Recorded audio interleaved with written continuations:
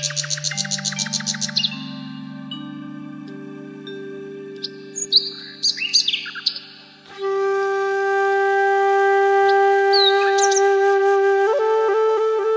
বন্ধুরা, good morning, welcome back to my channel. তোমরা সবাই কেমন আছো? আশা করছি তোমরা সবাই ভালো আছো আর সুস্থ আছো। আমিও ভালো আছি। তো চলো আজকের ভিডিওটা এখন থেকে শুরু করছি।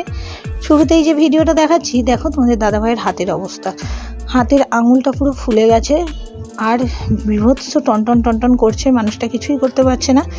তো আজ বিগত কয়েকদিন ধরে, এবং ওই হাত আঙুলের সঙ্গে সঙ্গে পুরো হাতটা টান হয়ে রয়েছে।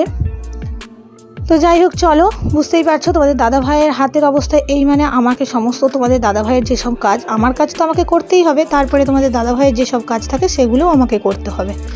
তো চলো, সর্বপ্রথম দেখালাম যে ওখানে জল দেওয়া আছে বাসনগুলো। তো চলো, কলে জলও চলে এসছে, আমি বাসনগুলো তাড়াতাড়ি করে ধুয়ে নিই। আর যে একটু দেরি হয়ে গেছে, বুঝতেই তো পারো কত রাতে ঘুমানো হয়, তারপরেও যদি এবার সকালবেলা আরও তাড়াতাড়ি কত উঠতে পারি বলো। তো যাই হোক, চলো, এই পরিস্থিতিতে এখন চলছে। আর বাসনগুলো আমি মেজে নিয়ে বাসন টাসন ধুয়ে নিয়ে যাবতীয় যা কাজ আছে, এই আলু ধোয়া, ডাল ভেজানো, পেঁয়াজ কাটা, বেগুন কাটা, যাবতীয় যা কাজ আছে সমস্ত কাজই কিন্তু আমাকে করতে হবে। তো চলো, তোমাদের দাদাভাইকে বললাম তুমি একটু রেস্ট নাও, আর আমি এগুলো সেরে নিচ্ছি। এরপর এসে তারপরে কিন্তু আমি একটু চা বসাবো। তোমরা তো জানোই, চা না খেলে কিন্তু আমার দিনটা শুরু হয় না। আর এখানে দেখো, আমি হাঁড়ির ওপরে বসে কিন্তু একটা হাঁড়ি উল্টো করে দিয়েছি, হাঁড়ির ওপরে বসেই কিন্তু আমি বাসনগুলো ধুয়ে নিচ্ছি।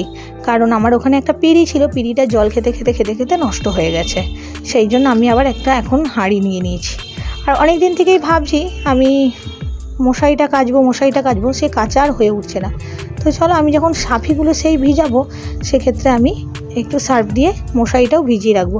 আর হ্যাঁ, মশারিটা আমি এখন কাচবো না, পরে কাচবো, কারণ জল তো প্রায় চলেই গেছে, পরে কাচবো। সাফিগুলো ভিজিয়ে রাখলাম আর মশারিটাও ভিজিয়ে দিচ্ছি, পরে আমি কেচে নেব। আর এখন একটু কাচাকুচির প্রচুর জিনিস পড়ে রয়েছে, সেগুলো আমি এখন কাচ্ছি না, আমি শুধু যেটা প্রয়োজন সেটাই কাচ্ছি। কারণ আমাদের ঘরে কিন্তু সার্ফের একটু অভাব আছে, মানে টান আছে। আমাদের 4 কেজি করে সার্ফ নিলে, জানো তো বন্ধুরা, আমার মোটামুটি আগে 3 মাস মতো চলে যেত, কিন্তু এখন 4 কেজি সার্ফ আমার 1 মাসে লাগে। এবার যদি বলো কেন বলো তো, আমার এই যে এত কাচাকুচি, রোজ এই সাফি, জামা কাপড়, রোজ তেল বেসনের জামা কাপড়, এগুলো তো রোজ কাচতে হয় না। আগে কী হতো, 2 দিন ছাড়া 1 দিন কাচতাম, হয়ে যেত, কিন্তু এখন তো রোজ কাচতে হয়। তো সেই জন্যই এই প্রবলেমটা। যাই হোক, কালকে আমার পার্লারে যে রিঙ্কু থাকে, রিঙ্কু তার বাপের বাড়ি থেকে কাঁঠাল পাঠিয়েছিল। সেই কাঁঠাল আমাকে দিয়ে গেছিলো, জানে দিদি খেতে ভালোবাসে, তো দিয়ে গেছিলো। সেই কাঁঠালের দানাগুলো ভালো করে ধুয়ে রাখলাম, কোনো একদিন রান্না করে নেব। দেখেছো, এখানে বালতি চুরচুর হয়ে রয়েছে কিন্তু জামা কাপড়। আমি আবার একটু বাইরের দিকেও আসলাম ব্রাশ করতে, কারণ ওইদিকে জল নেই, বাইরের দিকের কলে জল আছে। বাইরের দিকের কলটা যেহেতু নিচুতে, সেই জন্য একটু জল থাকে। এখানে দেখো, টাপু রেডি হয়ে গেছে স্কুলে যাবে বলে, আর আজ দেরি হয়ে গেছে, ভাত কিছু বসায়নি, সেই জন্য সাবু মেখে দিলাম। ও সাবু খেয়ে যাবে, সাবু আম দিয়ে কলা দিয়ে মেখে দিলাম, ও খেয়ে যাবে। আর দেখো, এখানে তোমাদের দাদা ভাইয়ের আর আমার জন্য, দুজনের জন্য একটু চা করে নিয়ে এসেছি, চাটা খেয়ে নেব।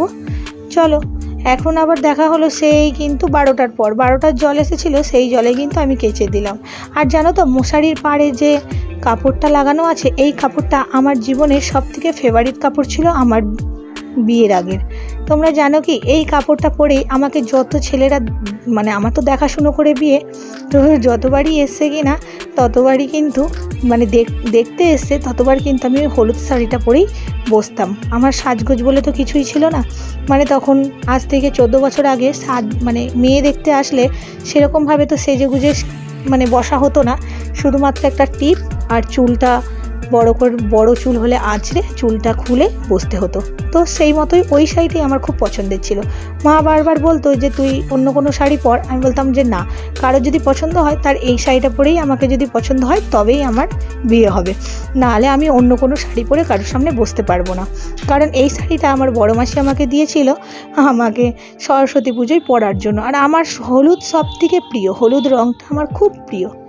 তো যাই হোক, সেক্ষেত্রে ওইটা পরেই বসতাম। চলো, তোমাদের দাদাভাই এদিকে বাজারও করে নিয়ে এসছে, একটু ডাল জিরে মশলা ধনে সব নিয়ে এসছে, এগুলো যে যার জায়গায় সেতার করে দিচ্ছি, দিয়ে ঘরটা পরিষ্কার করে ভাবছি একটু মুছেও নেব ঘরটা। তারপরে বাদ বাকি সমস্ত কাজ করব। আর ঘর গুছানো বলতে কি রোজের ঘর গুছানো থাকে, যেহেতু একটা ঘর একটা দর, সেই জন্য রোজ ঘর গুছাতে হয়। আর একটু একটু করে যদি রোজ পরিষ্কার করে রাখি তাহলে আর একদিনে কিন্তু সেই প্রবলেমটা হয় না যে একদিনে অনেক গুছাতে হবে। যাই হোক, চলো, যেখানকার জিনিস সেখানে করে দিচ্ছি, তোমরা তো দেখতেই পাচ্ছ। তো চলো, পুরনো স্মৃতি তো মনে পড়েই গেল। তোমাদের দিকে গল্প বলতে বলতে সত্যি আরও কত কথা মনে পড়ে যাচ্ছে। যাই হোক, চলো, আর এত গল্প একদিনে করলে হবে না, আবার নেক্সট দিন তোমাদের সঙ্গে গল্প শেয়ার করব, ঠিক আছে? আমার দেখাশুনো করে বিয়েটা কিন্তু বেশ হিস্ট্রি, তোমাদের কোনো একদিন সময় করে জানাবো। যাই হোক, চলো, আমার তো এইটুকু রুম, আর ঝাড়ু টাড়ু দিয়ে দিই, ঝাড়ু টাড়ু দিয়ে পরিষ্কার করে নিই। ওদিকে রান্নাবান্নাও কিন্তু শুরু হয়েছে, বুঝেছো তো? চলো।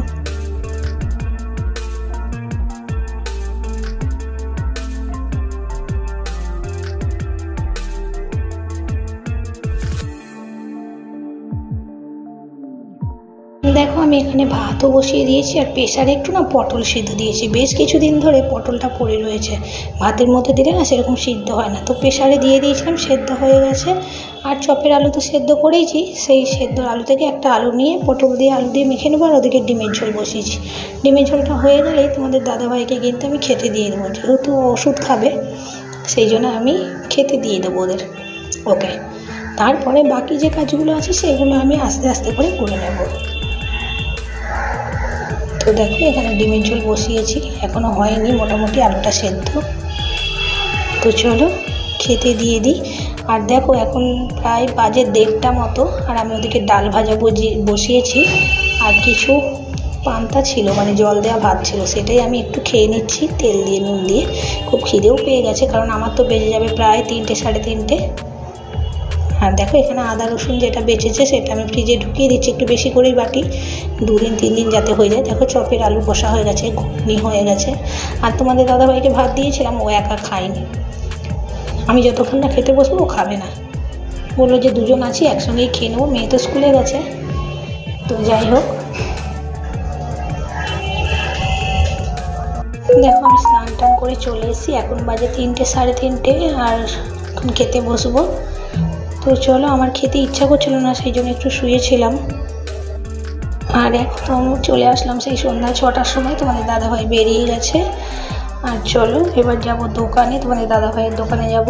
আর বাইরে যে জামা কাপড়গুলো ছিল বেশ মেঘ করেছে, একটু আমি তুলে দিয়েই যাই, কারণ ঠাকুরকে বলেছি, ও ঠিক তুলবে কিনা আমার ঠিক ভরসা হচ্ছে না। তুলে দেয় যদিও বা করে দেয় বললে, কিন্তু কি জানি হঠাৎ করে বৃষ্টি নেমে গেলে কিন্তু খুব মুশকিল, এত কষ্ট করে কাচা হচ্ছে। তো সেই জন্য আমি তুলে দিয়ে যাচ্ছি, আর ও ভরসা করলাম না, রেখে দিয়ে যাই। সেই যখন দেরি হয়েছে, আর একটু নয় 5 মিনিট দেরি হবে, তো আমি এগুলো রেখে দিয়ে চলে যাচ্ছি। যাই হোক, তোমাদের সঙ্গে হয়তো আমার আর এখন দেখা হবে না, একদম দেখা হবে তোমাদের সঙ্গে সেই রাতে। চলো রেডি হয়ে নিই, রেডি হয়ে বেরিয়ে যাই। আর দেখো, এবার তোমাদের দাদাভাইকে ওই যে টাপুর সমস্ত কিছু জিনিসপত্র রেডি করে দিচ্ছে। আর দেখো, ওই বড় সিলিন্ডারটা ওকে বলছি নিয়ে যাস না, বাবার হাতে লাগবে বলে বাবার কষ্টে কাজ। এখন বাজে 10:30, আজকে একটু তাড়াতাড়ি চলে এসেছি। আর টাপুরে যে বসে রয়েছে, আর আমি গা ফা ধুয়ে আসলাম। তো চলো, আজকের মতো ভিডিও, আজকে সারাদিন কী করলাম তা তোমাদের সঙ্গে শেয়ার করলাম। তো চলো, আজকের মতো ভিডিও এখানেই শেষ করছি, দেখা হচ্ছে নেক্সট নতুন কোনো ভিডিও। সবাই সুস্থ থেকো, ভালো থেকো। চলো আজকের মতো tata, good night. Tata, good night কর।